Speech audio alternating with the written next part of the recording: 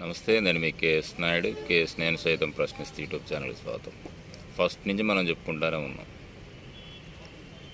చాలా జాగ్రత్తగా ఉండాలా, సెన్సిటివ్ విషయాలు అని వినరు. ఎందుకంటే ఏమవుతుందిలే, మనల్ని ఏం చేస్తారో, మనం చెప్పిందే రాజు తలుసుకుంటే కొరడా దెబ్బల కరువా అన్నట్టు అదే పొరపాటు మళ్ళా జరుగుతుంది.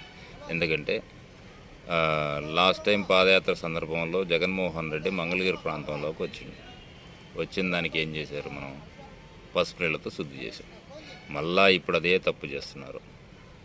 ఎవరైతే వైసీపీ క్యాడర్ మొత్తం ఆలయాలు సందర్శించారో ఆలయాలన్నీ మళ్ళీ పసుపు నీళ్ళతో గోమూత్రంతో శుద్ధి చేయాలంట. ఎటుపోతుందిరా నాయన, ఎందుకు దీన్ని రాజకీయం చేస్తారు? ఇప్పుడు సుప్రీంకోర్టులో జరుగుతుంది. పొరపాటున తప్పులేదని తేలిందనుకో, బాధ్యులు ఎవరు? ఈరోజు వాగిన ప్రతి నోరు రేపు